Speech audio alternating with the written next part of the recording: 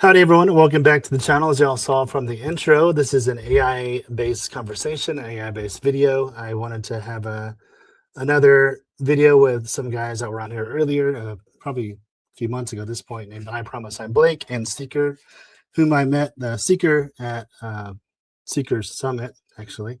And the son, Blake, I have interacted with him several times since and see him a lot in Discord. So wanted to make a video, and I know it's been a while. I haven't made a video apparently in about a month, or published one. Similar to, I think, One Clue Short and someone else. I'm putting my house on the market a couple of days ago, so I've been really busy with my time away from treasure hunting, with all those things that moving and selling a house consumes. So I haven't really made a video in a while because of that, primarily. Another question everyone wants to ask and keeps asking, and I'm fine with they're asking, any updates on the Justin interview? The answer, unfortunately, or not unfortunately, just is what it is a no at the moment. He's really busy, so he said to me that he would reach out to me when he's ready. So I'm trying to be respectful of him and his time. So when I know, as I continue to say, he will also know. So without further ado, I'm going to bring Seeker and I Promise Blake on stage. How you guys doing? Good to see you all again. Good, man. Great to be with you. How are you? I'm good. Busy but good. Yeah, good to see Busy you. with non-YouTube stuff. But Can I ask where you're moving to? Are you coming up here to North Carolina with us? No, I'm staying in Georgia. I'm staying in the same area. Just moving to a different side of the city that we're in, or the county that we're in. Yeah. So it was important for us to keep the kids in the same schools. That makes sense. So, but we're just moving to a bigger house, essentially, and back to a neighborhood with some amenities for the kids, a pool and other things. So, recording studio, hopefully, for your channel. Taking off. I'll have an office, but I don't have a recording studio. Maybe if I get a sponsor one day. Yeah. So, Seeker, where are you right now? I think everyone would love to know. I'm actually I'm very fortunate. I spend about half of my life just west of Rocky Mountain National Park. I can literally look out my window and see the park. It's beautiful. It's beautiful area. And you do a lot of fly fishing out there? I do. I wouldn't say I do a lot. I'd like to do more. I'm still pretty lousy at it. I'm trying to get better. It's really hard. And I play a lot of golf. That's what I do. Oh, awesome. I bet golf in Colorado is nice with the low humidity. I know it's been hot out there, hotter than normal lately, but I can imagine the lower humidity would be pretty nice. We play golf in Georgia, obviously North Carolina. You're sweating your face off while you're playing, and you got to swap gloves every get the few holes or dry them off. It kind of. I think he likes it because at elevation he can hit about 400 yards. Nice. Do you play, Blake? You play golf? Yes, man. I'm terrible at it. I'll drive Nice. Seeker, what is above that TV behind you? It is an ice axe. Oh, okay. I thought it was like a tomahawk at first. Yeah, okay. It's actually from World War II. Oh, wow. And I think it's how did you come across that? I ran into it at a shop here. It was assigned to a soldier from the 5th Mountain Division in World War II. Wow. It's actually engraved. Yeah. Pretty cool. Nice. He was in Switzerland. Yeah. All right. Anything y'all want to bring up or discuss before we get into the presentation, or y'all want to jump right into it? I think I just want to say that we developed this presentation really for ourselves. We just put together a lot of data about how to potentially defeat AI, at least do the very best you can to defeat AI. And we're not in any way suggesting that we are experts at that. We both have some experience with it, but it's not like we are proclaiming that we are the experts at it. But it really helped us to think through some of the clues and the hints and so on. And I think maybe it could help others to think through it too. Okay. Yeah, as always, I'm not an expert in anything I do either. So I hope everyone understands that caveat, that we're just here suggesting what we think is compelling, what we think is interesting, and sharing it with other people. So that's a continuation of what we're doing here. Anything from you, Blake, before we get into this presentation? No, just happy to be back with you. Likewise. All right, let's see. I guess we'll go with this video. Okay, this layout. All right. Let's see. I mean, as we talked about before, this is various techniques to defeat AI. We will say that we know this is kind of a topic that's been discussed or thrown around for a long time, obviously, since I believe the Dylan Q&A where Justin talks about wanting to defeat AI. So even if there's nothing necessarily new here, I think there's some interesting insight and things that is worth your time to watch and listen to and consider and think about, maybe, during the comments or after the video, and see if anything really sticks out to you, or if anything, it might be a refresher to a lot of y'all. So I saw the video and I saw the presentation. And I think it's really, really well done by these guys yet again. So that's all we're going to get into this presentation. So who wants to take it away? Who wants to read this part? Go ahead, Mike, if you want to take the first paragraph. Yeah. So I think it's interesting to title the presentation "Defeating AI." I mean, that's like it's not our goal to defeat AI, right? I think it's Justin's goal to defeat AI in this case. And so just thinking about it from his perspective, I think he's got this big challenge of that's, I think, maybe a fair bit harder than what Fenn had to deal with. I think if you ran Fenn's poem through some of the more sophisticated AI models, it may not have too difficult a time cracking it, or at least providing a few suggestions of where you could start. And so these days the game has changed, and I think Justin has this very difficult task of making a treasure hunt that is fun and exciting and not too difficult, but also can't just be plugged into an AI model. So it's Justin's effort to defeat AI, I think, here, and we've got to figure out how the clues can be designed in such a way that we can go after them without them being too difficult for the average Joe to solve. And so that was our goal of thinking through this process. Would you have anything to add to that? No, I think it's certainly, if Justin has built this in such a way to defeat or at least restrict AI, it must include certain things like a physical environment clue, a private context clue, human judgment to solve. It's like it's where he's requiring human judgment. And I love it when and most times that I've seen him in interviews, and he likes to talk about the word, a feeling. Mm-hmm. And that's something AI can't have. Right. Wick, I was going to ask you, have you ever heard of that quote from the, I think it's the National Park Service, about how they designed those trash cans in the national parks to be bear proof? You ever hear this quote? I don't think so. I think it's hilarious. So they had the challenge of designing trash cans that tourists could get in, right, and dispose of their trash, but that bears could not get into. And I said, why is that so difficult? Well, because there's a significant amount of overlap between the smartest bear and the dumbest tourist. Right? That's true. And I think, very honestly, I think I'm thinking about that with Justin here. He's got this really difficult task of like making it easy enough that my dad and I can go find it, but hard enough that Claude or ChatGPT couldn't solve it. So. Oh yeah, I can't imagine I think even John for TTI said something similar, not to the extent of Justin, but that I can't imagine trying to make a treasure hunt that someone can't plug into Claude or ChatGPT or whatever and get some good insights, but also like just the time it takes to just do the various iterations of that. I'm sure it was multiple iterations and multiple running through, and I bet they even tested it, right? Like, I bet he did. Where can I hide this, or where can I run it through the most sophisticated AI models to see what they think and what they suggest, as Blake, you alluded to earlier. So I just can't imagine the different iterations and the time it took to put this hunt together for obviously Justin, because he's the one who emphasizes it so much and has a layer 5 company to combat AI. But I know that JCB did something similar for TTI, just maybe not as in depth. But so I did have a question on the first slide. Can one of y'all or both elaborate on what you mean by private context? Is that like local knowledge or something else? What is private context here? Yeah, specifically. Go first, and I'll follow up.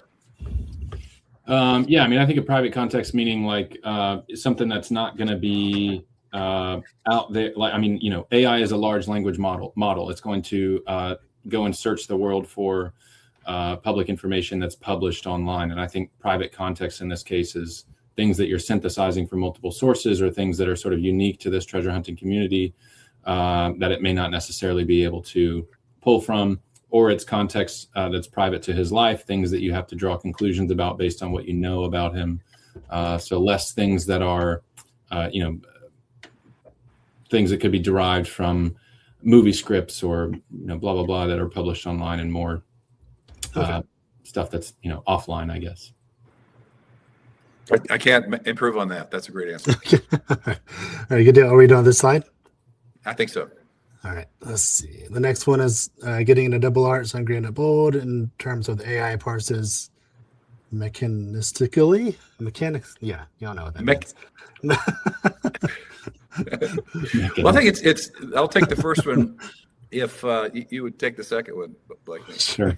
So AI is, and Justin knows this really well. Like, I think he uses very specific terms that send AI off into very specific directions. It's just they're very predictable directions.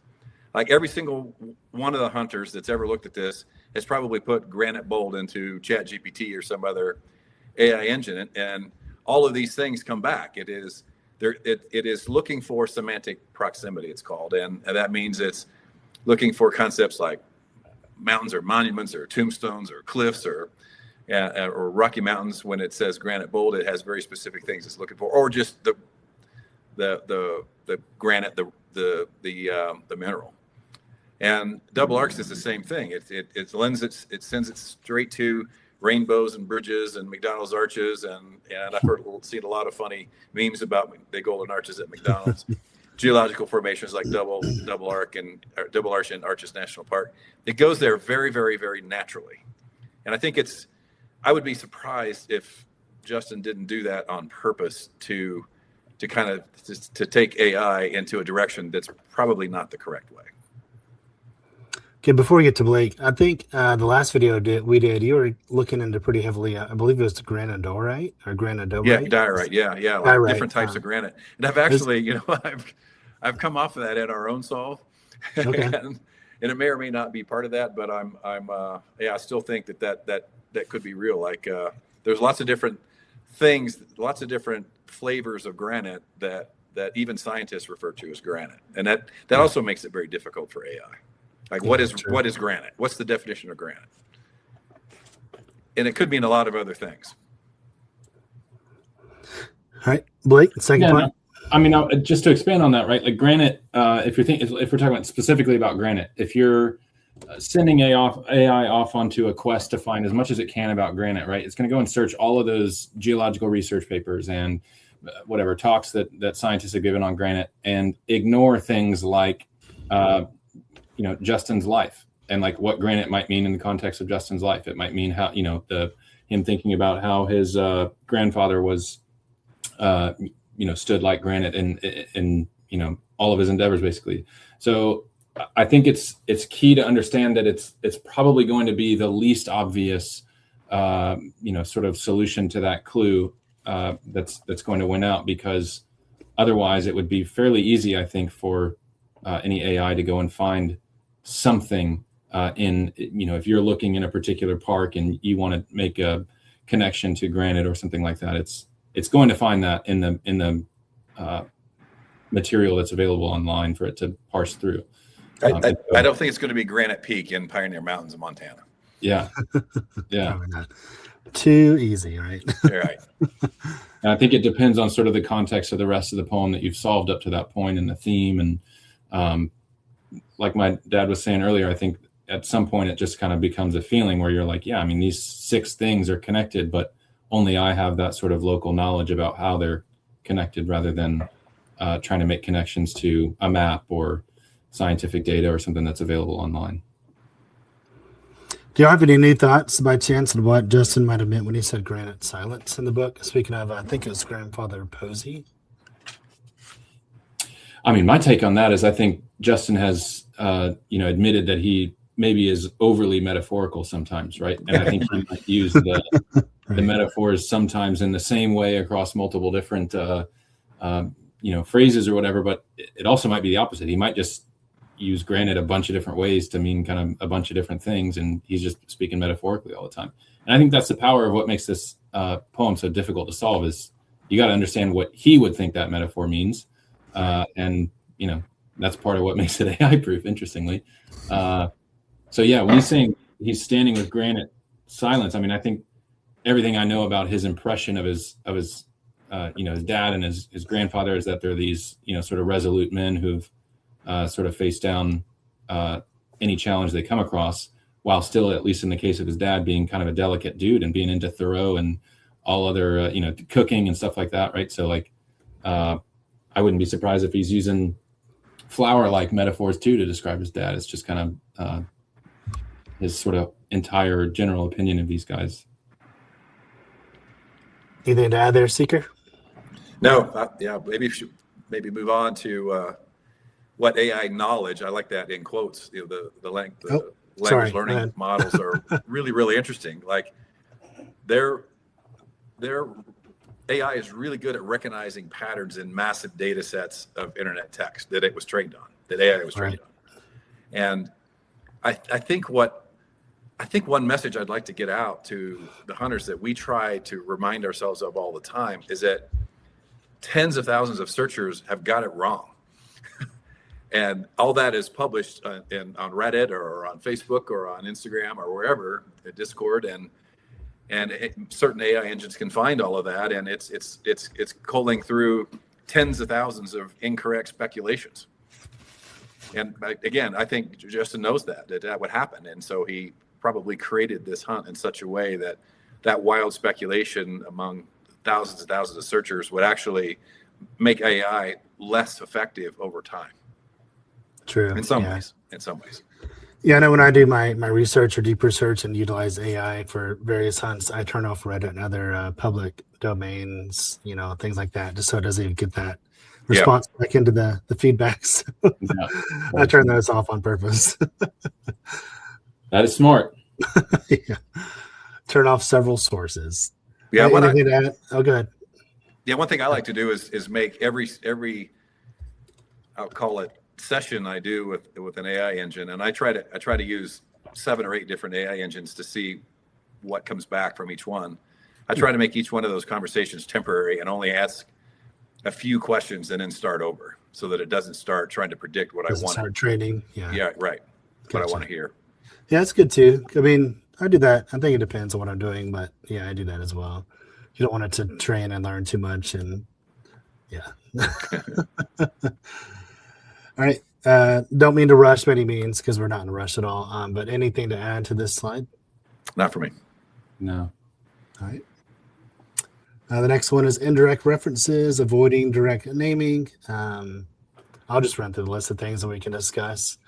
So the things that we mentioned here are metaphors, synonyms, symbolic language, unclear pronouns, mixed pronouns, and multiple languages. This increases ambiguity and interpretation errors. What do y'all think on this one? I think the one for me that where the two of us have the greatest debate is on the combination of these things. Okay. Like sometimes it's really in 2 areas. Sometimes you could use a synonym that winds up with a French word, for example. Or you could use a metaphor that winds up with a Hungarian word, for example. I think that's one thing that's possible, is that there's actually combinations of these things occurring at the same time. And then the real debate for us is unclear pronouns. There's so many pronouns in the poem. Right. And and I've actually tried multiple times to do a pronoun mapping. And I think multiple times I've thought, okay, there are this pronoun and this pronoun, you and your are not the same person, the same whatever. I've been down that road many different times, and I still watch for that very carefully. I don't know. I'm just suggesting that a pronoun here is not necessarily the same person reflection of who he's speaking to someplace else. Always. Maybe it is. Maybe it isn't. Yeah. So a sort of direct example of this, and Wick, I'd be curious to get your take on this. There's I think it's the 3rd stanza. That's the his bride and her foot of 3 and return her face, right? Is that all talking about the same people in every line, right? My dad, I think, has gone down a few rabbit holes there to say maybe it's not the same her in each line, right? And I'm like, you're crazy. Justin would never do that to us. That's way too hard. The bear's got to be able to open the trash can, man. Come on. Wait, the bear doesn't open anyway. This is one of the things that I don't really discuss a whole lot. So I guess I'll pull a Justin Posey and punt. Really? You Exactly. can make your own decisions or decipher from Fair that. enough. I'll punt on that. for various reasons. All right. I think he did link his bride and her foot of three as the same pronoun, but he's never committed to her foot of three and return her face. He's never committed that those are the same pronouns. No comment. I don't think he's ever been asked. So what do y'all think about multiple languages here? Can we elaborate there? We talking Spanish, English. We talking Native American languages, English, French. Like we mentioned French. Do you have specific examples, possibly, of what Justin may or may not have used there for that? I think I would say this is something we're keeping our eye out for, rather than we have any specific example or thoughts on it. It's sort of separate foreign language that he wants us to sort of be aware of or something like that. I think it's more just we want to keep an eye on it. Very early on, when I had like sort of my first stab at a solve, I was convinced that foot of three was a sort of bastardization of some French or something like that. But I've moved off of that now. But it's something I'm open to. I think maybe even in the book or other sources of potential clues, it's something I want to keep my eye on. It'd be an easy way to sort of throw off an AI model, I think, if you're chasing down a bunch of information in English and all of a sudden there's a sort of loose bridge that you're supposed to walk over to get to another language. And I think the combination, right, of using a synonym or a metaphor or a homonym, we'll talk about those in a minute, and that the result is a French word or a Spanish word, that the combination, I think, would be really, really a good way to make it very difficult for AI. And just for context purposes, for everyone and myself, are we referring to just the poem here, or the poem and the book, in regards to what we're covering? I think both, yeah. Both, okay, I thought so. So in regards to the poem, then, when we say multiple languages, it's Innerst the East being likely Greek, and then we said foot of three, possibly French or something. So it's not like necessarily multiple things in the same line. It's different lines being potentially related to different languages. Is that fair to say? Yeah, again, not making any sort of like specific claims on this, right? It's just something we sort of like have our antenna out for to keep an eye on, I think. Okay. And symbolic language, that would be symbolic to Justin, right? Yeah, or like I'll throw something out like a Masonic symbol, for example, or a Spanish treasure symbol. Like those have to be important, because he literally like pointed out the book and said, yes, that book I have these is what I'm talking about in my book. Yeah. So I've looked at that for so long, but and there are some of the things that show up on that book, in that book, and also on like the map elements and obviously the cover of the book. So it's hard to discount that. But as always, the question is, okay, now what? Like, what do I do with it? But we don't have to get into that now per se. But I think that's the merry-go-round I get stuck on. Yeah, one last symbolic piece could be a chart of elements, clue, where something relates to an atomic number or an atomic weight, something like that. And we've been watching for that as well. Haven't seen anything specific to that yet, but could be. Are y'all familiar with the Hunt to Breathe on TikTok and Discord? Are y'all familiar with that username? Vaguely, yeah. Yeah, he was big into that, and then the various numbers and things of that. I think one of his cipher solves or theories was scientific. The table. Yeah, periodic table. Yes, correct. Thank you. He's actually, I think he's the next guest I'm going to have on my Interwoven Adventure series. So we're trying to set that up soon. So look forward to that. Little plug. But sorry, go ahead, speaker. Blake had a chart of elements above his bed from the time he was 3 till he left for college. I had sports busters. Tiger Woods above my bed. All right, anything to add to this slide? No, sir. I don't think so. Next one is anagrams. This is something that's highly discussed. And I love this one. And we threw out here, just for the sake of getting it out here, the obvious one that lots of people see this one, right? Use a star has been around for a very long time for Earth's East. But what I like about it is it's 2 words as opposed to just one that anagrams to multiple other words. And that is very, very difficult for AI to solve. Like, I've actually gone through and said and tried to teach it, can you find 2 words in combination that make a perfect anagram? Two words side by side that make a perfect anagram. And it's not very good at it, honestly. Yeah, I know a lot of times it'll spit out like 2-letter, 3-letter, 4-letter anagrams, but it Yeah. doesn't necessarily, to your point, do a good job of putting them together.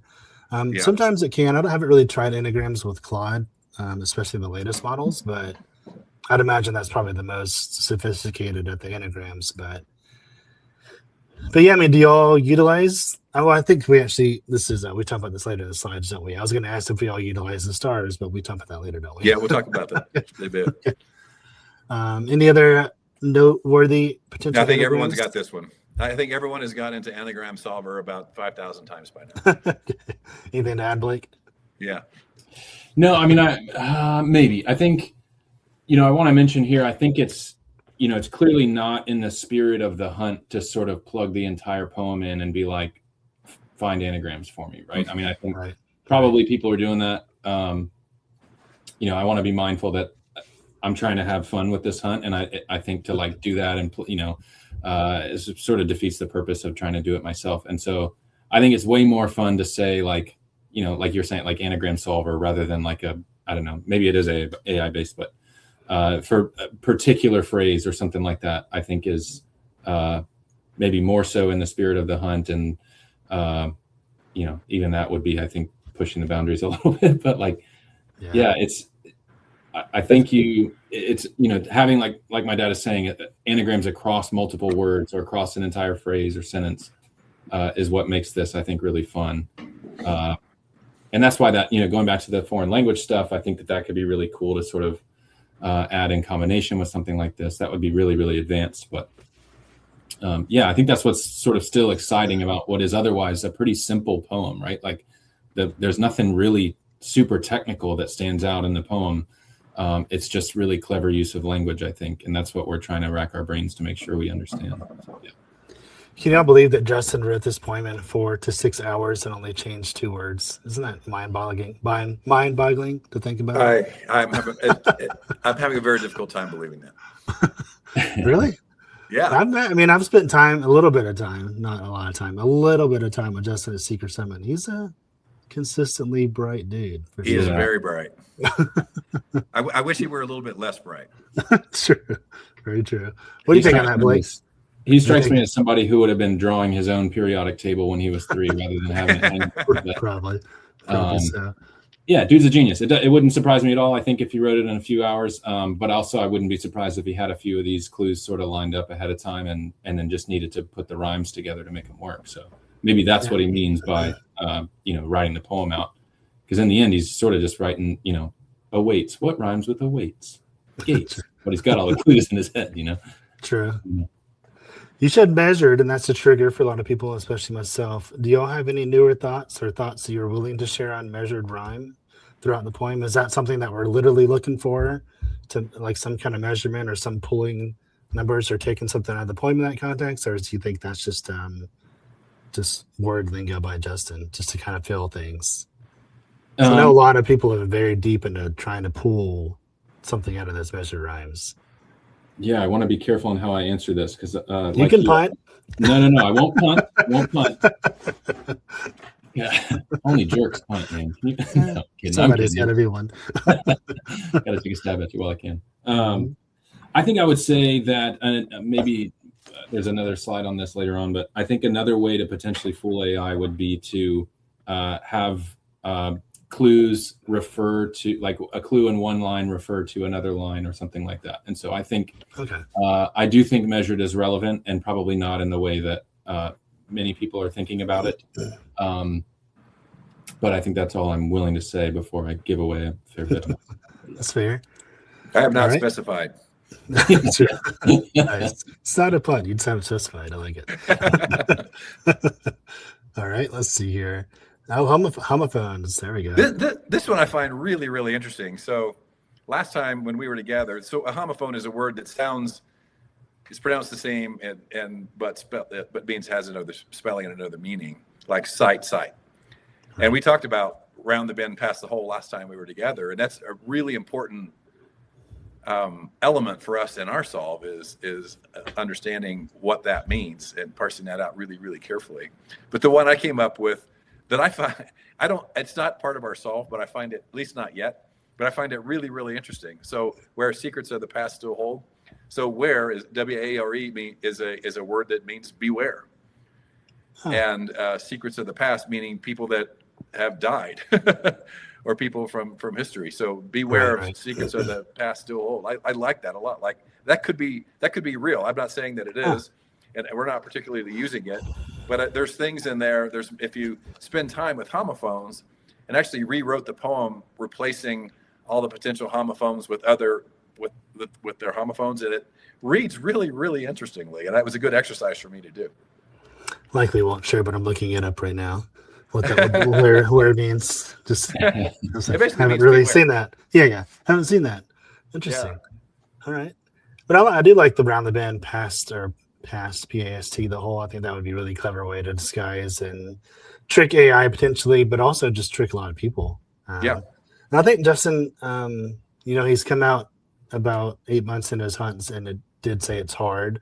So I don't know that it's necessarily trying to trick people, but I mean, I don't think it's far-fetched to say that he could be, or he is intending to not necessarily do red herrings and intentionally send people down rabbit holes, but make it kind of tricky and complex, or like a puzzle or something, if you will. I think that's fair play for Justin. Totally agree. I don't think his goal is to like send people, in a direction they shouldn't go, but he does want folks to have to work at it a bit, right? Layer 5, perhaps. Layered. Yeah. Hidden in plain sight. Yeah. Anything to add here from either of y'all? No. Not really, but I encourage people to spend some time with this process. It's kind of interesting. Yeah, I know Amy Seeks and several other people were really big into homophones for Finn, and there was Homophone Solve, where I believe they oh wait, am I thinking of something else? Homophones.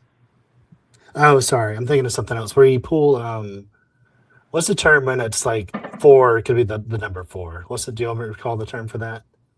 That's not homophones, but something else. Oh, I think it's a homophone. Yeah. Oh, okay. So yeah, I guess there's FORE, like before. Yeah. Okay, you're right. Yeah, you're right. Okay. So they were pulling like words to be numbers from the Forrest Fenn poem, and they actually came up with the coordinate GPS solve and Yellowstone just by chance. So I know a lot of people have thought about that. And when Justin says, "I wait for you to cast your poll," obviously 4 River 2 in the Netflix series, and like a lot of people looked into that being potentially relevant. Okay, cool. Let's see. The next one is capital letters. Oh, I remember some songs for this early on. I like this one a lot because all I'm really thinking about is what AI does when it sees a capital letter, like a whole. It automatically looks for nouns, and it is very difficult to kind of drag it away from nouns when it's capitalized, and it would be a very easy way to I want to be careful with my language because I don't want to use the word mislead. That's not what I don't think Justin is trying to mislead anyone. Right. Never have, never will. But it is a way to send AI down a direction, a very prescribed direction. And same thing with Ursa. Like what weirdly happens if you watch it, if you go plug that in, Ursa most often converts it to the capital Ursa instead of reading it as Latin for bear or some other kind of clue, some other kind of way. She-bear, right? That's one word that comes up. She-bear, I believe. Right. Yeah. So I just, if I were him trying to write a poem that could confuse AI and send it down directions that aren't necessarily the correct ones, that would be a great way to not capitalize something or to capitalize something with poetic license. Yeah, it's clearly important to the poem where the capital letters lie. So he said that the poem is written intentionally, and when asked about Ursa and the whole and other stuff, he's sort of, it's not that he's punting, it's not that he's not answering, but he's saying, I wrote it that way for a reason. Go find the reason. So for the whole capitalization with the H, I know from Forrest Fenn's poem, and I'm sure y'all aware too, he capitalized Homo Brown, and that ended up being brown trout. Right. What do y'all think the chances of Justin doing something similar here for whole would be? I mean, whole is a very distinctive word, first and foremost. There's not a whole lot of meanings or interpretations for it. I mean, there could be. There's a few, but not like brown. That could be so many different things. But what do y'all think the chances that Justin's capital H and whole is something just abstract that no one's really thinking about in the context that Justin intends us to think about, such as brown being brown trout for Finn? Well, I think most people are thinking that it's important. And for that reason, I would say they're on the right track with it, right? Now, whether, more than 5% of people have identified the hole correctly, that's a different story. But I think to give it the attention that it deserves for having a capital letter is I would say most of the crowd is spot on with that, in my opinion. I mean, I think he clearly wrote it that way for a reason. So we got to go figure out why. I think that the sort of solve for that is going to be context dependent. You got to make sure you're in the right hope surges to have any shot of getting the hole right. But the same was true for Finn's poem, right? If you didn't have the right warm water salt, you weren't finding the home of brown. And you could have to, we'll get to this later, but it could be you have to solve it. You have to guess at multiple starting points and then solve it 2 or 3 clues later to understand what hole means. Okay. So I think that's more likely. I don't want to misquote Justin, but I think I will here. I don't remember the words he specifically said, but he did say, I guess for lack of better words, I'll say he hopes that people don't think his solve is silly. I can't remember if he said dumb or stupid or whatever. I can't remember the specific words he used, so we'll just say silly. Does him saying something like that early on in the hunt that people would find his hunt or his solve silly change any of this potentially for y'all? Because he's such a bright guy, but he's admittedly saying, I wonder if people are going to think this solve is silly or goofy or whatever. Yeah, I mean, not to bring it up again, but this is the task of designing a trash can, right? Like, True. True. I think if he made it at his level of intelligence, right, that if the solve were suitable for him as a treasure hunter, it would be beyond most of the crowd, right? And so he's got this difficult task of making it fun and engaging for me and dad and whatever, but also not solvable by AI. So with that in mind, I actually interpreted what he was saying a fair bit differently. I think he was just, to me, when he said that, I took it to mean he was sort of prepared for the natural sort of bell curve of reactions he would get. I think he's likely to get a bunch of people who are like, that's the coolest, most fun solve I've ever been a part of. Thanks for putting this on. I think he's likely to get a bunch of people who are like, dang, it's cool. Sucks I didn't find it. I'm on to the next one. And sort of like, it's just over, right? And they don't really care. Yeah. And I think just like any situation like this, he's likely to get a whole bunch of people who are like ready to file lawsuits over their interpretation of the hole or whatever, right? Hopefully not. Yeah. I think he just was sort of acknowledging that that's the likely course of where the reaction. There's going to be sort of a variety of different reactions, and many people will think it's silly, and I think he's prepared for that. That's how I interpreted it. But okay. Curious. Do y'all remember the specific context that he used? I can't recall the wording he used. Maybe, I don't think it was silly, but I don't think it was stupid either. I don't remember I thought he said dumb. Like I thought he was saying that's the dumbest thing I've ever. Maybe it is dumb. Maybe it was. Okay. I don't think you're far off. Okay. No. All right. Anything to add here? Any other thoughts?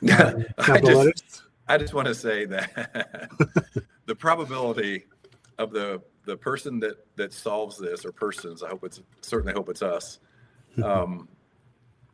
getting in front of any kind of audience. Maybe that's on your podcast, Wick, and saying, "Oh boy, I would have had this long ago, but this solve was just so dumb." Yeah, I think that's near zero. Yeah, true. I don't think that's going to happen. I think even Justin would laugh at that because giving the context of his own words. Yeah. Yeah. If anyone finds it, you are more than welcome to come on my show. I know everyone always says that, but you're more than welcome to come on my show. We'll make you a deal right now. You're first. I think if we found it, it would be the next day we'd be on your show. Yeah. Perfect. Just for clarity, they're talking about team as being them, the father and son duo. With the three of us are not a team. I know people would think that. Just for clarity. If it happens, it happens. Yeah, not yet. We are geographically in a team radius, that's for sure. Yeah, one thing I wanted to point out, now's a good time, is that even though we're working on Beyond the Map's Edge, this is true for probably every major hunt.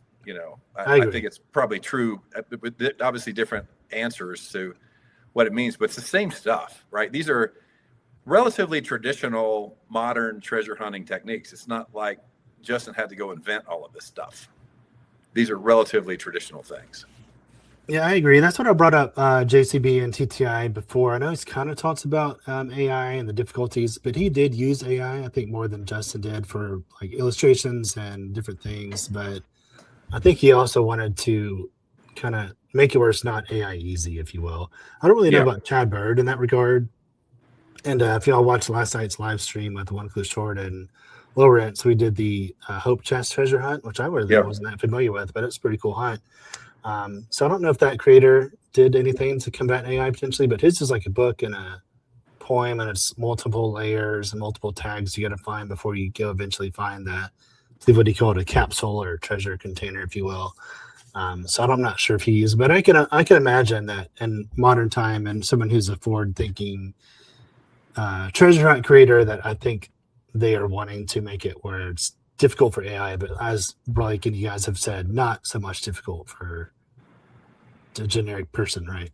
So, quite the task. I'm glad I didn't create any treasure hunts. Not yet. Maybe one day. Yeah, that's right. Maybe that's what I just saw a poll that said that something like 70% of Americans think that they're smarter than average. Oh. And I'm like, okay, well, does that mean that like 70% of Americans think they're smarter? They can figure out how to get a bear trap open. I'm trying to understand that. A bear without hurting themselves. Yeah. Yeah. I thought of something too. We did mention geographically. Are y'all going to the Asheville meetup for I think July 11th, I would love to. I believe it is. Can you remind me the dates? July 11th, I think, is the night for it. I'm writing it down. You should definitely follow up with Emma. Mysterious Writings, I believe also Froggy is involved. So, but I can double check with that. But I think I'm going to go. I have it on my calendar. Then they were talking about the Hope Chest Hoedown, I think is what it's called last night. That's unfortunately for me is middle of August, and if things go well, knock on wood, it might be the time we're closing on a new house potentially. So I don't know if I can make that one, but it's in Kentucky. Since we're speaking about meetups, and those are the only two that I know of, at least for this summer. I'm sure there's probably more, but there is another one for the North Dakota. Oh wow, Max, I think. I can't think of that anyway. But yeah, there's three. So random contacts for you, random meetups. Yeah, well, cool. Well, hopefully I'll see you there, Blake. I plan on being there. Yeah, I think I'll plan on it too. That's the proximity alone is worth giving it a shot. There's some kind of beer you're supposed to bring, aren't you? Some kind of beer? Oh, yeah. Beer? I think you promised Wick a beer of some kind. Yeah, I did. I forgot to bring them home. Yeah, I was in Vienna, and I was telling you I'd bring Vienna lager. You're right. I'll import one. You'll never know the difference. I probably would not. It's called Heineken. Nice. That would be at my house. Yeah. All right, the next slide is nonlinear reasoning. I'll let y'all get into this. We started to talk about this a little bit, like, clue A. Let's say I think he said, 6 clues, 7 clues. Clue number 1 or clue number 2 can't be solved until you solve clue number 5 or clue number 4. I think that is a very, very high probability with the Beyond the Map's Edge hunt. That you can have an idea where, as he said, you can limp along, but that you can't really solve it until you've solved some other later clues, so you can connect those together. And I think that's one of the things I think of when I think about nonlinear reasoning. And that makes it virtually impossible for AI to do that. Like it's just not going to be able to do that super well. And it means things like, okay, clue 1 leads to clue 3, and clue 4 leads to clue 6. And you got to reassemble them all back together in kind of a reverse way in order to make them all make sense. And I'm pretty sure that is in some part involved with the Beyond the Map's Edge hunt. So when you said 6 or 7 clues, what are you referring to? Because I think Justin at least 10 said clues. that in the poem there are, I can't remember if he said 6 or 7. I think it's at least 10. Yeah, he said at least 10. Yeah, you're right. He said 10. So if maybe you're thinking 6 or 7 clues to go boots on the ground potentially. Yeah, I think line up. Yeah. That's what I'm. For stanza 4, I guess. Okay. Yeah, that's really what I meant, to get boots on the ground. And so go ahead. No, I think it's the clues. Some clues only make sense after later discoveries. Like there's multiple times where we've kind of gone through and we're at clue number 3. We're at clue number 3, and we get past to clue number 6. And we go, oh crap! Now I think we understand clue number 3. we kind of sort of got there, but now it actually really makes sense. And here's why, because we saw clue 6 and now clue 3 makes sense. I think that's a very high probability in this hunt. Well, I think that would definitely tie into when Justin says either gaining or building confidence along the way. I think that would be a direct representation of that potentially. Yeah, so we what sort about of this earlier with the sort of like metaphorical clues that only sort of makes it's not maybe not a direct clue, but it's something that solving a clue might confirm for you a little bit later on in the poem, or might confirm something for you in the book. That type of nonlinear, but especially I think branching from sort of one clue source to the other is an effective way to combat AI. I almost think about this, and I almost have to do a visual, Wick. I apologize for that. It's almost like there's this swirl that happens, and then you kind of drill down into the swirl. And I find myself at 500 feet and 50,000 feet going back and forth constantly in this hunt. And I think that's on purpose, and it's also nonlinear in how you go about that. So I think branching interpretations, I think clues that make sense later or after the fact or down the road is pretty self-explanatory, but reverse reading to me is a little bit complex. I know you touched on it, but can we go into a little bit more detail about what that might mean? I'll tell you what I think that means is like you almost, for me, this is for me, and maybe it's just how I assembled our own particular solve, but maybe it's my own words for that. But I'm gonna use the example again of clue 6. Like you're on clue 6, and you get an idea for that, and that kind of leads you back. You have to reverse, go back upstream into the poem and go, okay, now if that's true, then this must be true for 5, and if that's true, then this must be true for 4, and it helps you kind of solidify 4, 5, and 6. You have to go backwards in the process, and so it's reverse linear. I don't know, thinking, I guess, for lack of a better term. But what about when Justin says, and I think he said it specifically for the poem, but that the clues or the poem are in consecutive order? I think they are. But how does that apply to reverse What I'm reading saying is you can't solve 3 perfectly until you solve 4 or 5. That's all I'm suggesting. And I believe so far in our hunt and the way that we've gone about it, that has proven to be true. Okay. There's other possibilities here too. I mean, like we said, it could be more just confirmatory than actually sort of requiring that you solve a later clue to get the answer for a previous clue. It also could be stanzas, right? Entire stanzas might be solved sort of independently from one another, and they may sort of be confirmatory towards, a methodology or something like that. Or back to a theme. Yeah. Okay. Makes sense. Anything else to discuss or add to this particular slide? I think just one thing, which is AI is incredibly linear. It just is.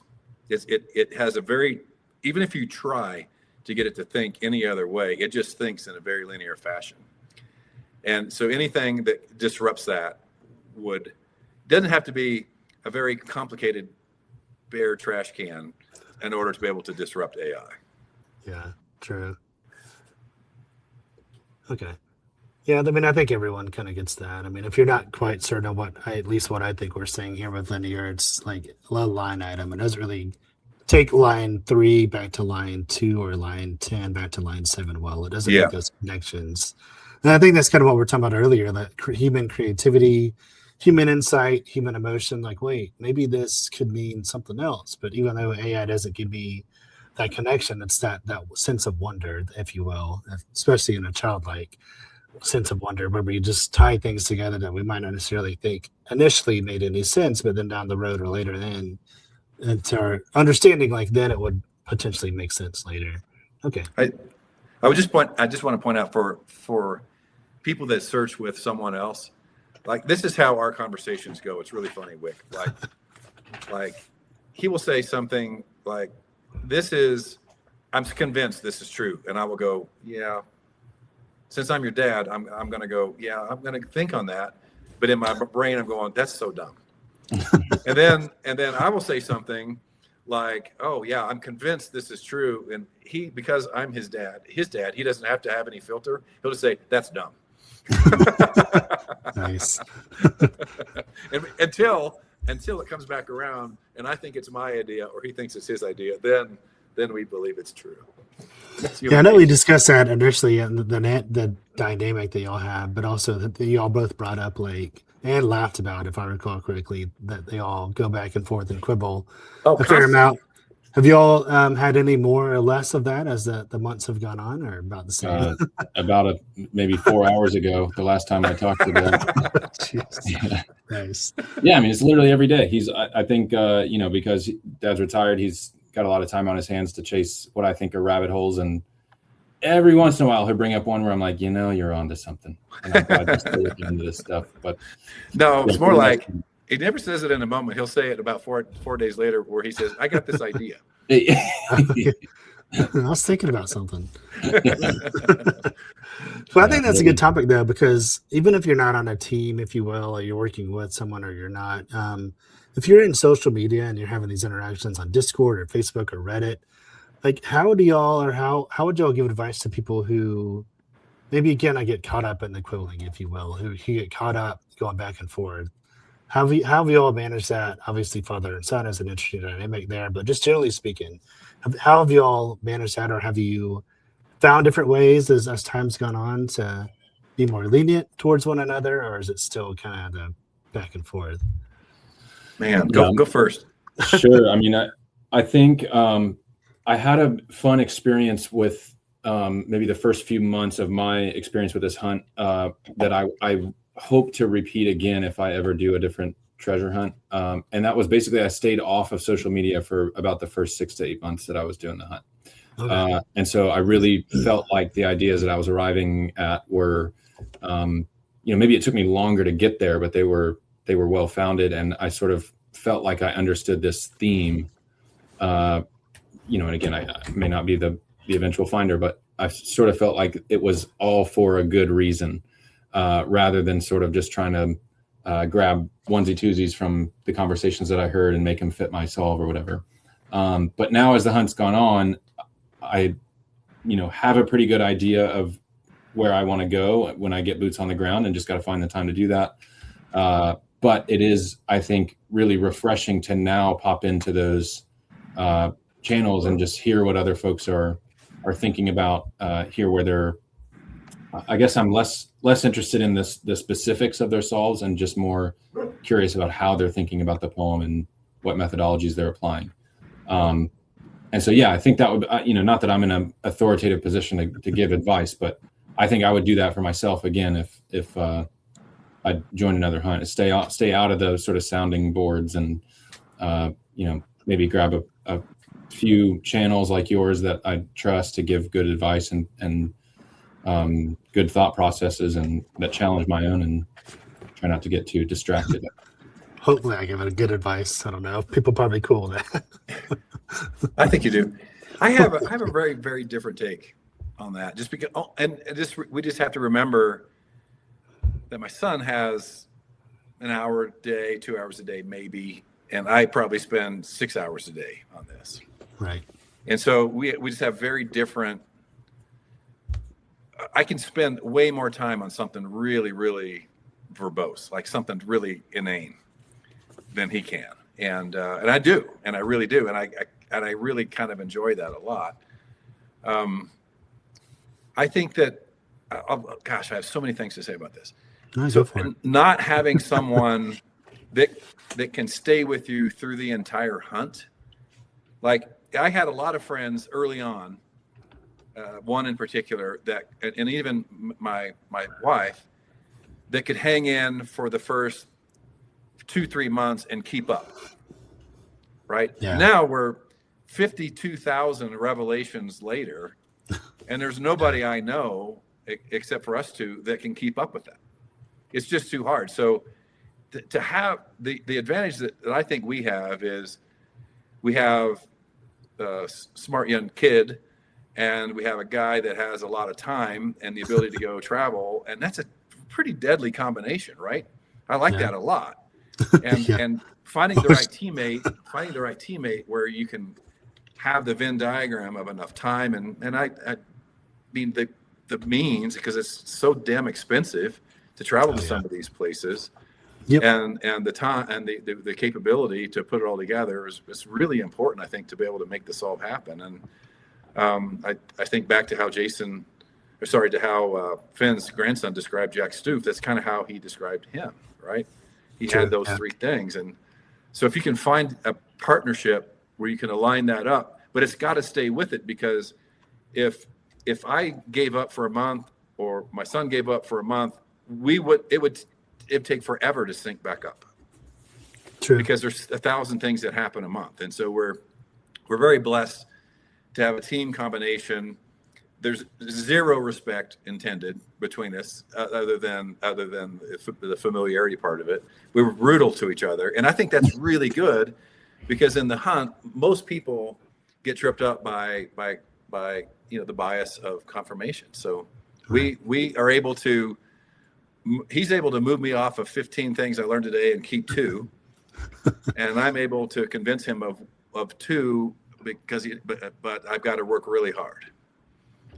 Anyway, I think that's really important. I think you've got a teammate with this in competition is a really, really valuable way to go about it. And I think that's kind of what Justin and his brother Brandon got to do, and they got to hang together towards the end. And if Brendan had been completely disengaged from this, I don't think that would have been as possible for Justin to keep going. I think he must have been more engaged than less engaged. Yeah, and also Justin mentioned spending some time with Tyler, who we met or saw at Secret Summit up at Glacier. So, and Tyler's a bright guy. He is, very much so. Yeah. All right. Anything else to add to this particular slide? I was just going to ask you, Wick. It seems like you. I remember the last time we talked, you were saying you're kind of struggling to get off the ground with this poem, but it seems like you're feeling more confident, at least confident enough to punt on a question. So, curious if you're if you wouldn't mind updating on your progress with Solve here. Yeah, I mean, definitely made some significant strides. I'll say that. Not enough to make your boots on the ground out west just yet, but getting close. I think I've always had issues, and I believe we've talked about this in our last video. The stanza 4 is just boggles my mind. And it didn't help at all when Justin said you need to be absolutely boots on the ground by stanza 4. I was like, great, I don't have a darn clue what the hell that means. Like that stanza in general, other than double arch and grand and bold. So I think those last 3 lines in stanza 4 are still what's tripping me up. I've got some interpretations for them, as a lot of people do, but trying to put those to a geographic spot on a map in a certain area is what's I'm really struggling with. So if I can make progress in stanza 4, then I would definitely be on a plane out west. I'm not going to say specifically where, but I would be on a plane out west. But yeah, to answer your question, I've made significant progress since. Good. What was it, like a month and a half, 2 months ago, probably, that we did the first video? Yeah, probably. Yeah, probably would have been at least that. Yeah, it was a couple weeks after Secret Summit, right? Oh, really? Yeah, March, end of March. I think. Yeah. So yeah, in a good way. So yes. I've been able to go. I'm going boots on the ground again next week. That'll be the 3rd time since Secret Summit. Oh wow. Yeah. How many times overall would you think? 5 or 6. But for days at a time. Or different places. In different places, but days. Okay. Now we're concentrating. Like we're kind of circling around on a spot now. Nice. That's good. Yeah. All right. That's the most logical, right? Yeah. All right. The next slide is. Oh, sorry. Did you have something to add to the previous? No. I was going to tee this up because I think this is the heart of it right here for me. Okay. Like this cross-modal, the way you eliminate the ability for AI to completely solve something front to back is exactly what you just said. You require boots on the ground. You require some other reference point that AI just cannot reach. So I'll give some examples, obviously a map, but an image. So an example, a national park historical document that has some image from 19, blah, blah, blah, and has something there that's just different, or some language or some words, or the National Park Service historical documents, or the Bureau of Land Management historical documents, or in our case, we spend a lot of time with literature, like the Odyssey, and this is part of my greatest blessing from this hunt for me is the two of us have read some really interesting, really interesting things like Walden together. Like what father and son do that? That just doesn't happen. True. And geology, we've learned an awful lot about geology and glaciology and plate tectonics and so many things that we never would have learned otherwise. And also, I think that at some point you have to go to a physical spot and you have to have a feeling. Yeah. You just have to have a feeling. And at that point, when you're at a physical spot, something else clicks that's downstream, and you just say, that's it. Yeah, I have a feeling about this thing. That's how I think cross-modal works. I'm sorry Son, go ahead if you want to add to that as well. I'm sure you have very specific feelings about that as well. Very little to add. I think you put that pretty well. Yeah, I mean, I think Wick, one of your friends in the Discord channel we're in together, talks a lot about or has been looking into railroads a lot. And one of the more interesting sort of things that I took away from sort of chasing him down that rabbit hole is railroads brought a lot of tourists all across the West. They brought a lot of infrastructure all across the West.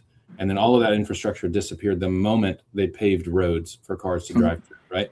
And so maybe one of these things that AI wouldn't be able to find for you is some kind of remnant of a piece of infrastructure that used to be there, or you wouldn't even think to ask about. If I'm standing in a spot, what am I likely to see? Well, you're not likely to see a hotel there because it's not there today, right? But maybe the foundation is, right? Maybe there's a kitchen that is the foundation of a kitchen that might be there, something like that. So I think those are the types of things that we're looking out for. I'm sort of less on board with the idea of a feeling than my dad is, but I can understand what he means by that. I think I would say that you have to have an experience that you can't replicate in the digital world, and I think that's exactly what Justin wants. On that point, I think Justin would be pretty disappointed if the solver of this treasure hunt never left their couch, right? Sort of in a helicopter to the final location. I think he'd be bummed by that, and so I think he'd find that a complete failure. Yeah. And I the words that are most important to me that he's ever said, honestly, that I live by, he said, I attempted to create I always get this word wrong. What's the word I'm looking for? Must be super important to you. A curated experience. Curated experience. There we go. Yeah. And I think that's really true. I believe, certainly in our solve that we have right now, it is unequivocally a curated experience. And I think that it would be a mistake to think that he just left us on the side of the road somewhere without trying to send a message to get you to do something, to get you to experience something, to get you to feel something. He did. I know he did. I just know it. I agree, but also think when he says the Netflix documentary, dare I say I had a feeling or whatever way he worded that. I think that's got to be important too, because he's talking about Fenn and how Gary had a feeling that I was in Yellowstone. So I think that has to be, at least to be, also important. But like I said earlier, I don't know how you apply that in stanza 4, which seemingly is the most important stanza for boots on the ground, obviously. But that's what I'm still struggling with. Like, how do you know if it's a feeling or if it's a curated experience or both? I think when those two things overlap, like when you realize that you're in a curated experience and that creates a feeling for you, to me, that's a pretty good sign. Yeah. That you're headed the right way. If I can only get there. Yeah, I want to say this again because I think this is really important for people that might watch this. That I've had the chance, again, because I'm retired and I have the time to go do that. I've been out, boots on the ground, and I've been to the place where we think the critical part of our solve is. We're not saying that that's where the treasure is, but where the critical solve is. And I unequivocally walked away with the ridiculous, wow, this is, I feel this like with all my heart that this is the spot. And I think that that you just got to get out there. You just have to get out there, and that's what he wants for us to do. Okay, do it. Just go do it. I don't want anyone to quit their job or not miss their mortgage payment or whatever, but to the best of your ability, get out there and go experience it. That's exactly what he wants us to do.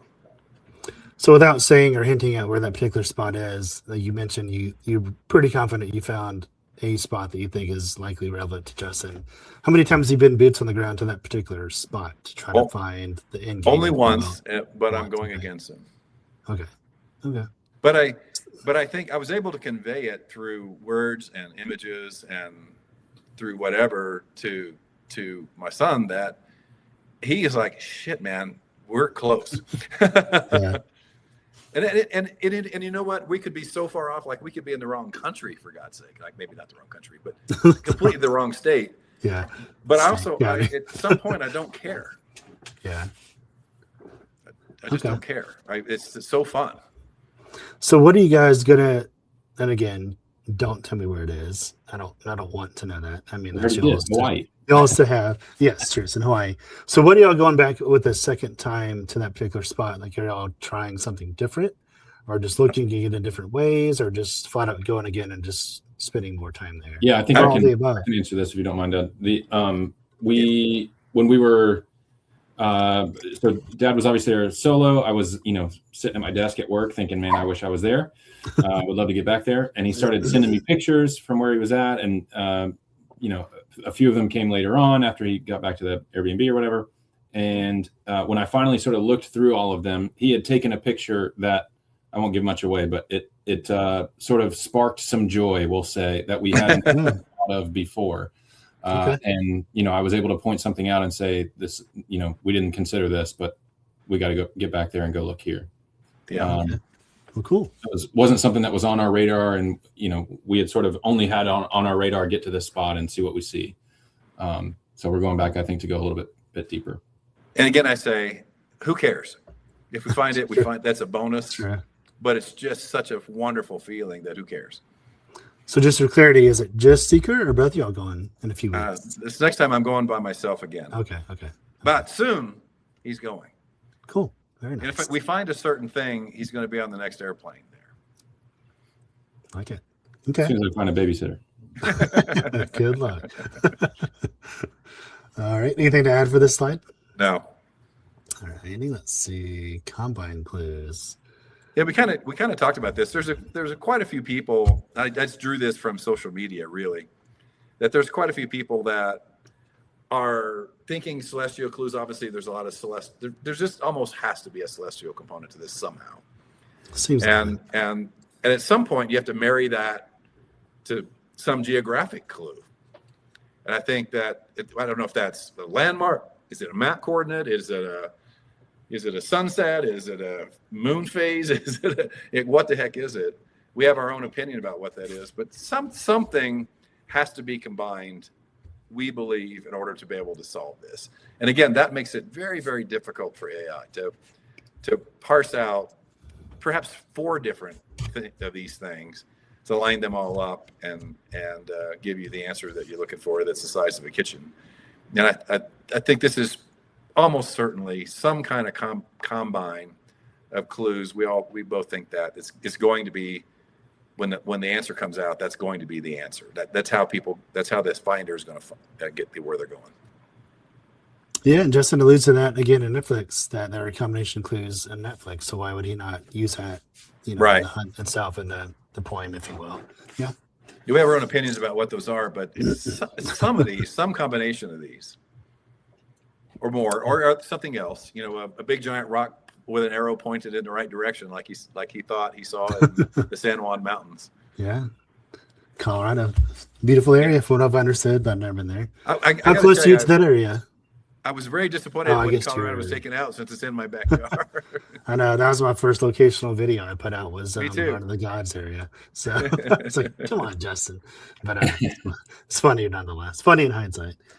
And I didn't mean to take you out of this one too, but go ahead if you've got something you want to add to that. Please do. No, nothing to add. No.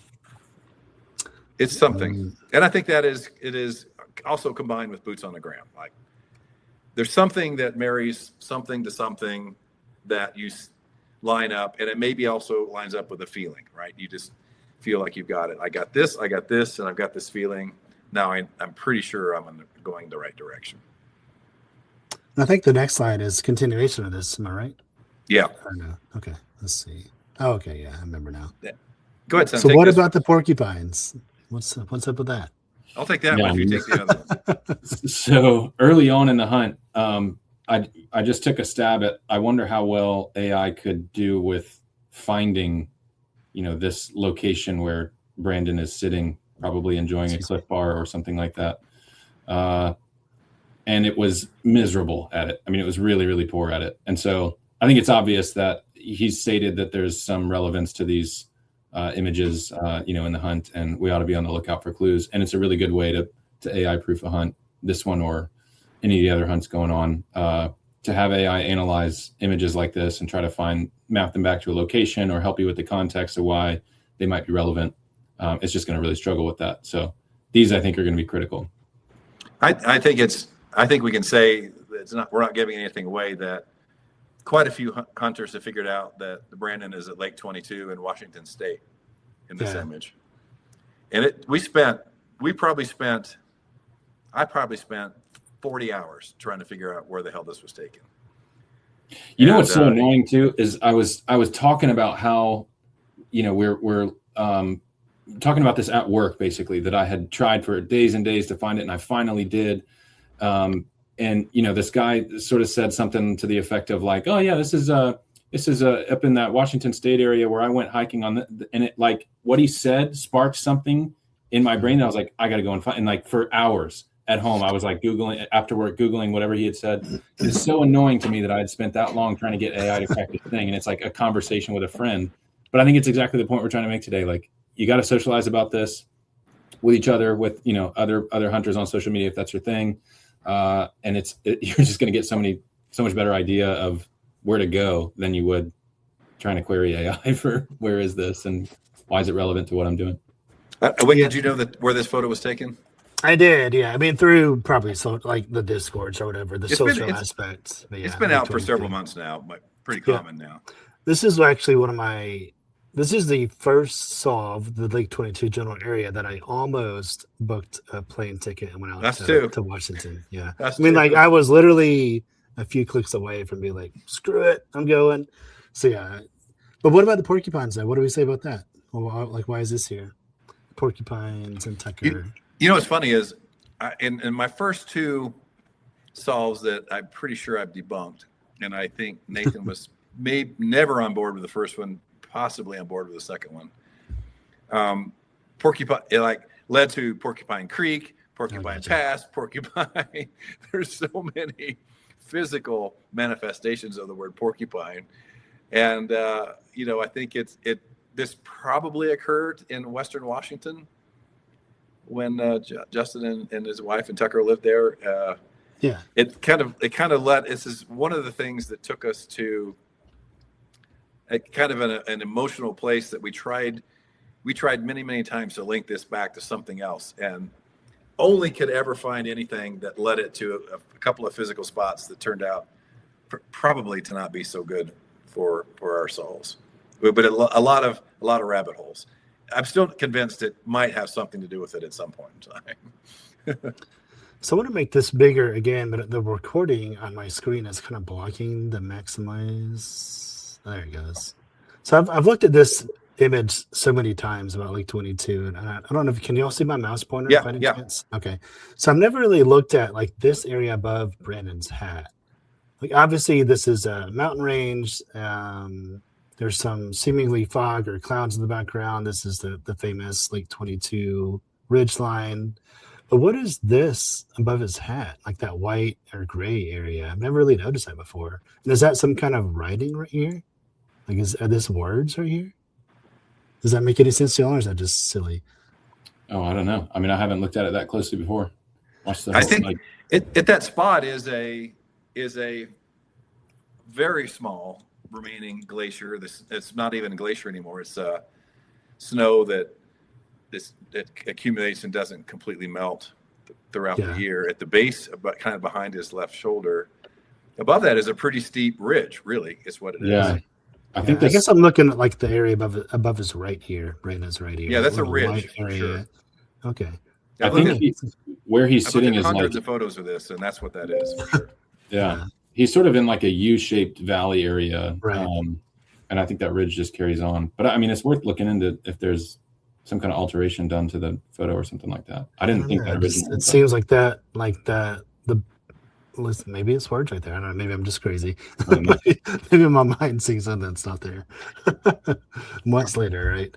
Yeah, Lake 22, from what I've seen, is a beautiful area. But I tried. I mean, I probably was able to apply like the second and maybe the third stanza to Lake 22 area. But then the more I tried to go down, the less it made sense, especially for the fishing or fly fishing aspect. But there is a lot in that general area that I could see warranting boots on the ground trips to. Like I said, I was legitimately a few clicks away. My wife was like, whatever, just go if you want to go.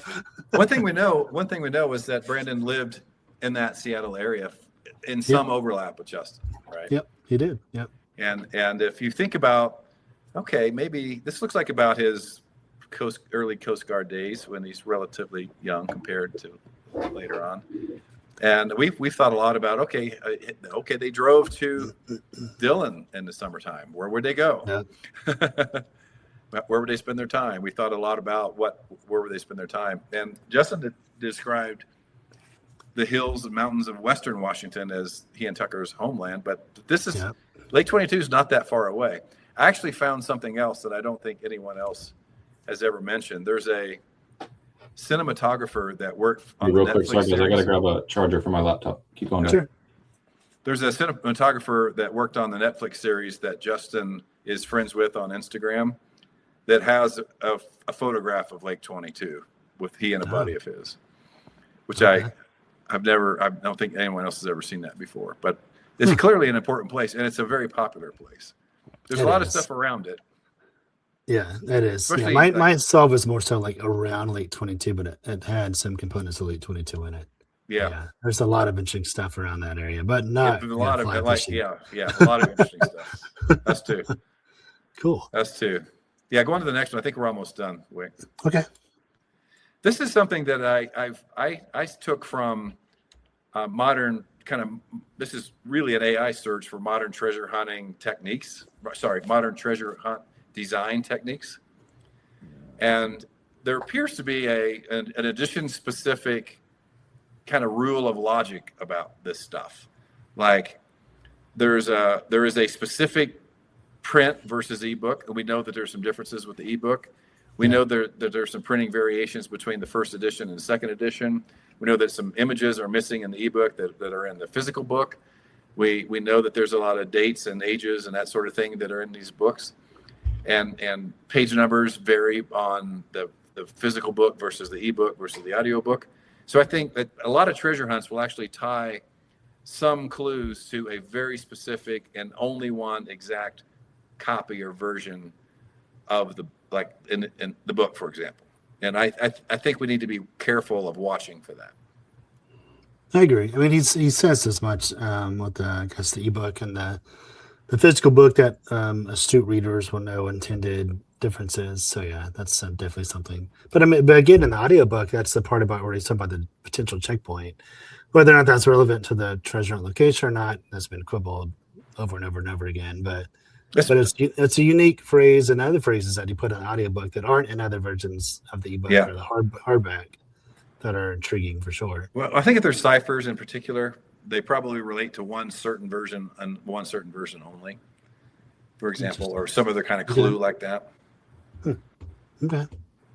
I think it's really cool that you asked AI about this, Dad. I did. I asked it. What are some modern ways to treasure hunters are doing this? That's like feeding eggshells to a chicken.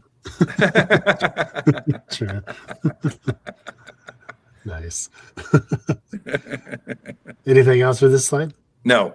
Is this the last slide? Oh, no. I think there's one more. Okay. Go ahead. You really overdid this, huh? No, you're good. No. Go ahead. No, that's fine. I have a couple things I want to It's been very good. Yeah. Son, go ahead. You point out yours.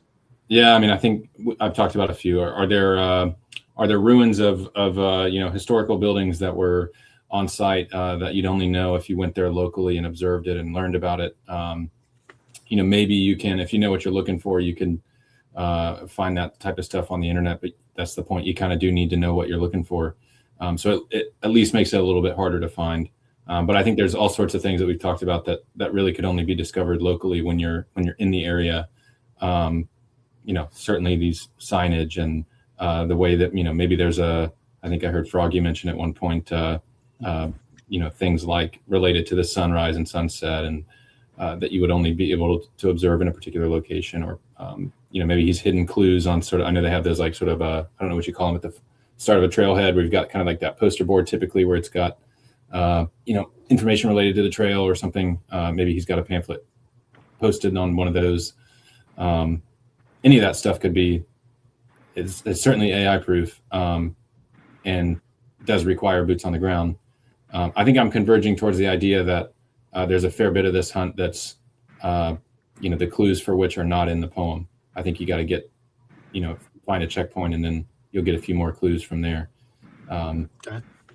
But, yeah. I've had a chance to really think about this a lot at sunrise and at noon and at dinner time and at sunset in various locations around the country, around the West, that, you're not supposed to remove things from public lands, national park, BLM land, that sort of thing. You're not supposed to place things on these lands. You're not supposed to alter things on these lands. Right. And he's also said that that the checkpoint is something that's always been there and something that he put there. Both, like he said, both. He answered that very clearly at Seeker Summit. Right. Yep. And there's the Venn diagram of what's true about that is pretty small to me. It's like it's been there. Maybe he didn't put it there, but he put it there in a sense that he included it in the hunt, in my mind. Because I've never met Justin. I've watched him in person and so on. But you didn't meet him at the summit? Yeah, I did. I did not meet him personally at the summit. I meant to, and I did not get the chance. But I know one thing for sure. He didn't break a public lands law in this hunt. He just didn't do it because he just would never do that and be called out for that later. That didn't happen. So I take he does like a loophole now. He does like a loophole. He does like a loophole. And so there is a loophole in that somehow, some way. Like, yeah, and I try to be really open to that loophole, what that is. Like, it's been there and he put it there, but put it there meaning, I don't know, he drew it on a paper napkin at Disneyland. I don't know, but something. It's like to me that's a really important way to really think through this. Like, he just did not take something, alter it, and put it back. I just don't believe that. So I agree with most of this, but pamphlets, are you all assuming or trying to imply that? I think, Blake, you're the one who said maybe he physically placed a pamphlet on like a sign or something? Is that too dangerous that it might be removed or destroyed or damaged? Probably the least likely of all of these sort of like ideas, but I mean, certainly I'm going to go check at the trailhead. Yeah. As he speaks specifically against like a blaze, if you will, being something that could have been placed on or near a tree and then destroyed by nature. That's how I would kind of debate as a pamphlet. But I know that's been tossed around like a note or a pamphlet or something. Well, I just don't know how we could do that and preserve it and guarantee that it would remain there. Wouldn't be taken down. Yeah. I have an example of how that could work. Like, there could have been I'm going to pick my own. I'm looking at literally Rocky Mountain National Park. So there were pamphlets created in the 20s and 30s and 40s that encouraged people to visit the park. Right. And there could be in one of those pamphlets an image that is potentially useful in this hunt. I'm in no way am I suggesting that Colorado was the right spot since he just kind of Colorado. But I'm just simply saying there were things like that created. Oh yeah, and they're available online. You can go find it. Perhaps that's it. Perhaps it's an image that you could find online that requires a lot of research, and eventually you can pull it out. Yeah, I'm not trying to discredit anything, obviously, but I agree with that. Like, if you go back and look at the early pamphlets of Yellowstone, for example, those are really, really eye-opening pamphlets and illustrations about Yellowstone as it was like initially discovered and labeled and named. Some of those things are really, really intriguing, especially if you're into Yellowstone as being a potential spot or just for Fenn. But what about the oral hint or vocal hint? What are you all implying here potentially, if you're willing to share?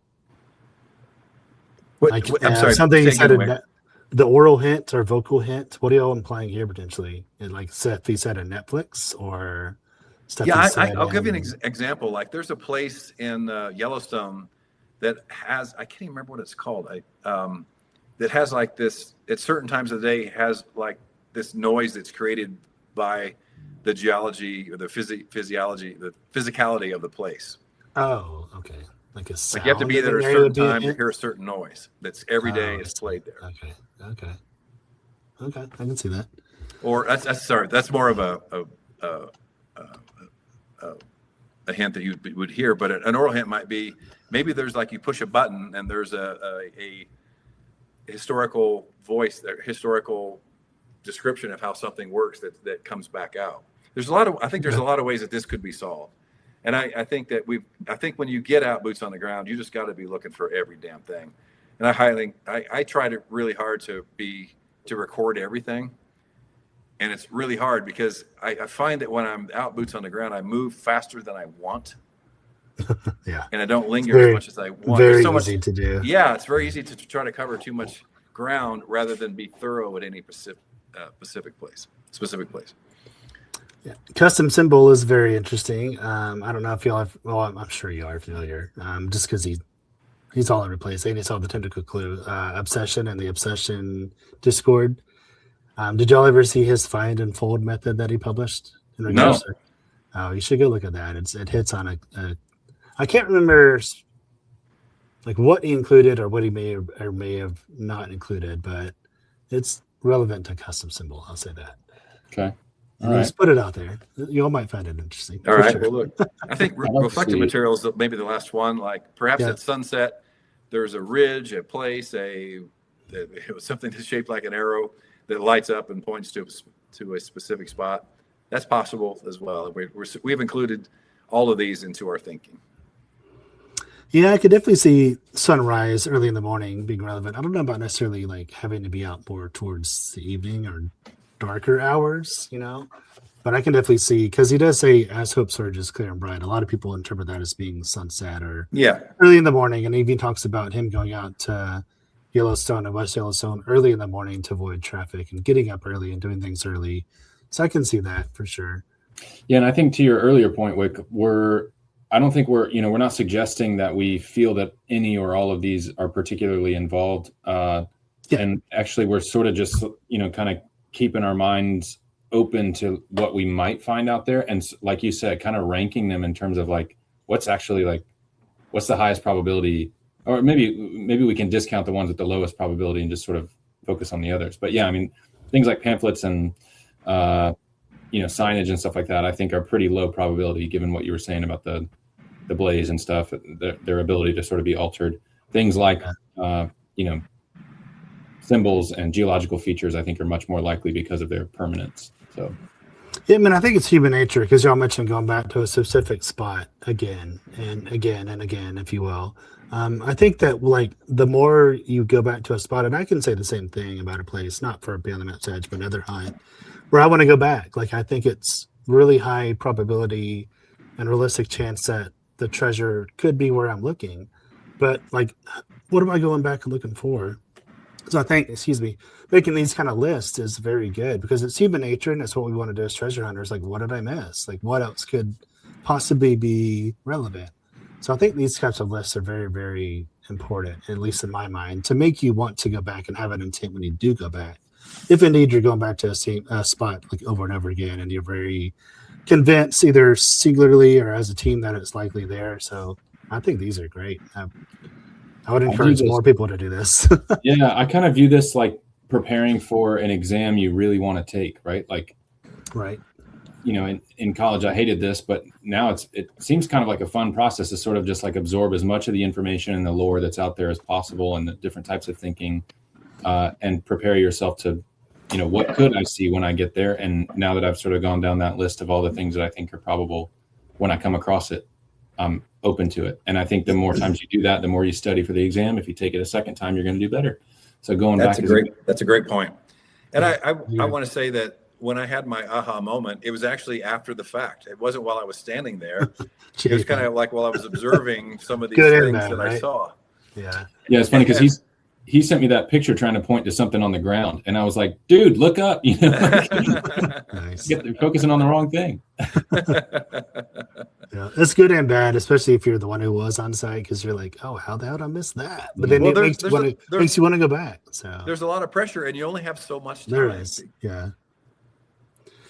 Yeah, I mean, it's, I don't know, like, but yeah, I mean, yes and no, I guess it depends on the person. Like when I was looking out for my most recent boots on the ground, again, not for this treasure hunt, for another one, like I was going specifically to a certain type of area. So I spent most of my time obviously walking or going down the trail to that area, but then I'd go to a certain spot or clearing, if you will, in the woods. So I literally spent like hours just walking around clearings in the woods. But I can see that, like, even at that, at some point you're thinking, well, how the hell long do I need to stay here? Like, I've been here for an hour and a half already. Like, what the hell else am I going to find? So, you know, you get to that point where you're mentally fighting yourself, like, just another 20 minutes, just another 30 minutes. What's another hour? But then you're thinking, I've already been here an hour. Like, what, you know? So it's that constant mental struggle. I call it the fear of not checking. Yeah. Because you just want to check every single nook and cranny and corner and under every single rock and in every single bush and under every single tree. And it just gets exhausting. So it's like it's a battle within yourself to either cut it off and go back again, or the next day or a couple hours later, or just simply just grind it all out while you're there. Just, you know, if it takes you 6 hours, and what the hell, why not? Yeah, I can relate to that. It's just such a back and forth. It's a struggle. I wish I can't even tell you how much I can understand what you're saying. But then to your point, you go back and look at a picture or video later, and you're like, oh. My admonishment I received was stay exactly 30 minutes longer than you think you have to. Yeah, true. And that's probably about right. Yeah, but that's probably what I did too. It's a funny process. It is, especially when you think you're close. Yes, that's the most like mental struggle possible, because you're like, hey, I'm here for a reason. It makes sense why I'm here. It's got to be here. It even feels right. It looks right, but I can't find it. And you're just like, what if that grizzly is blocking my view? Exactly. Excuse me. Yeah. I don't want to not check, you know. Yeah. Or Wolverine. Yeah. Maybe Wolverine. But he said, no, I mean, Wolverine would be scary though, right? Grizzly would be scary. He says he wasn't scared or wasn't intimidated, right? So maybe it's a little fluffy bunny or something. Who knows? When this is all over, I'll share a really funny story with you. Okay. Nice. Let's see. Anything else? Was this the last slide? No, I think we're done. Okay. Oh no, we're not done. Oh my gosh. There we go. I think what we've already said this thing, like the clues in the poem and the book, they fit multiple interpretations, like lots of them, and you can wind up with a solid path with thousands of different lines that it's going down. But I think that ultimately what we're all really saying is that human intuition and narrative sense are just required. And I say this again, I think it just comes down to stay with it when you have a feeling. I really believe that that's true, especially having been out there and experienced what I experienced, that at some point there's AI cannot go, holy shit, this is crazy cool. Yeah, I agree. Yeah. You didn't add here, Blake? No. Blake says next slide. Well said. Ciphers or encoding. Holy moly. Yeah, we'll go. I think this is really it. But there's a couple of things we want to go through. Like, we had the clock cipher already. We've already heard about ASCII and binary, people trying to interpret clues. But and Morse code and the dots and dashes in the book and other places. There's one thing I did want to point out, that railroad Morse code back in the day is different than international Morse code today. So if you're working on a Morse code clue, be sure and consider railroad Morse code. Yeah. And there is something called a container code, which I found kind of interesting in my research, which is a word that if you insert another word creates a completely different word, but it is a word. Like I can't think of one right now, but as if you insert another word in there, creates a completely different word. And that's a real thing. And so just look at the various ciphers or encodings, and I'm sure lots of people have all kinds of conspiracy theories about these. We already solved the clock cipher. One thing I would say about the clock cipher is that Justin posted on something like May 2nd or 3rd an addendum to why the hint for the clock cipher was released. And oh my God, I consider myself a relatively smart guy. I read it about 7 times. I have no idea what the hell he's talking about in the science. Yeah. He's a bright dude. He is, for sure. Container code is interesting. I mean, steganography was something, obviously, the tentacle clue, that was a big thing. So yeah. What do y'all mean here by grid system? So in some hunts, there's been a system whereby you can say the first word of the first line and the second word of the second line and the third word of the third line, or you can the first letter of every row or the last letter of every row creates some kind of a clue, something on a grid map, or that each one of the stanzas relates to a different geographical place, for example. That comes out in kind of a grid system sometimes. Makes sense. Yeah. All right. I do think this was the last slide. Oh, no, it's not. All right. Take it away, Blake, and we're done. Take us home, Blake. Oh boy. If we think the clues in the poem are in consecutive order, to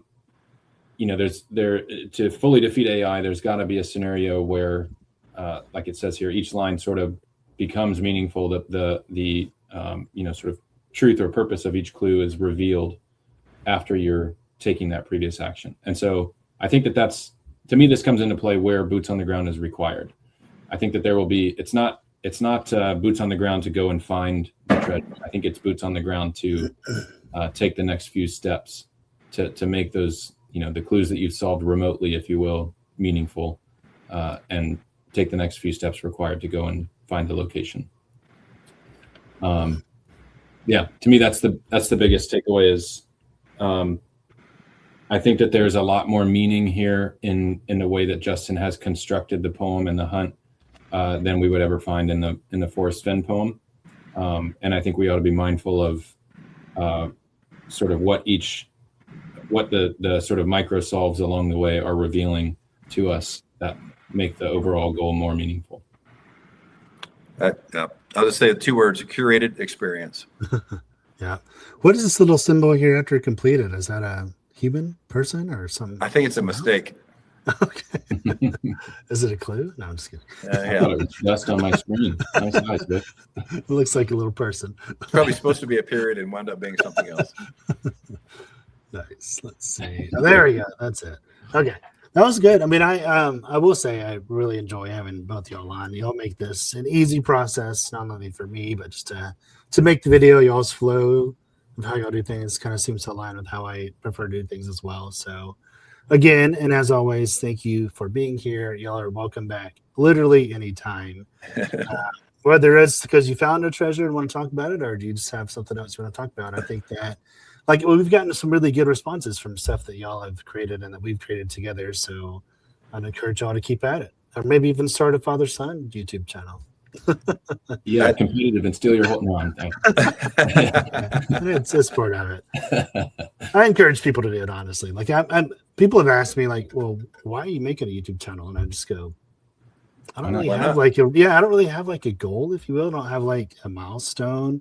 Obviously, if you hit certain numbers or you have certain subscribers or if you get monetized, that's all cool.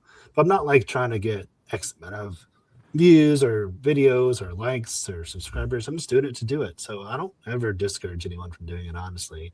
I think that's competition is what it is. If it's going to be there, it's always going to be there. So it's there. Finn, it's here now. It's going to stay.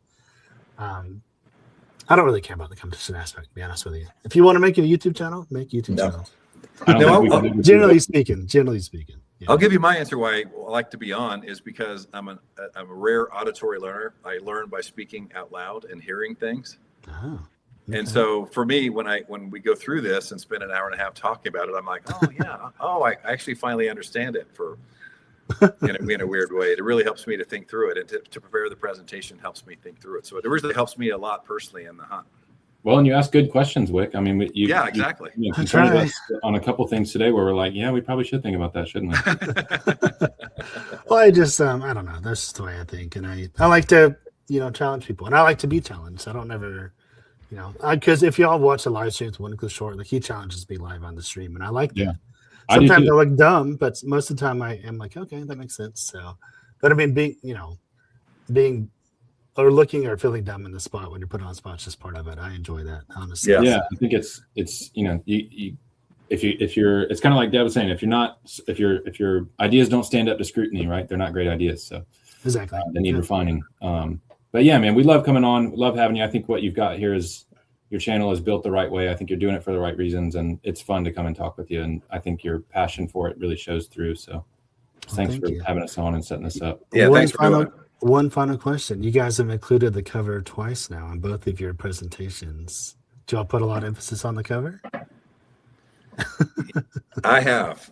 Punt. And it's been completely debunked by my son. That's fair. But I like it. Okay.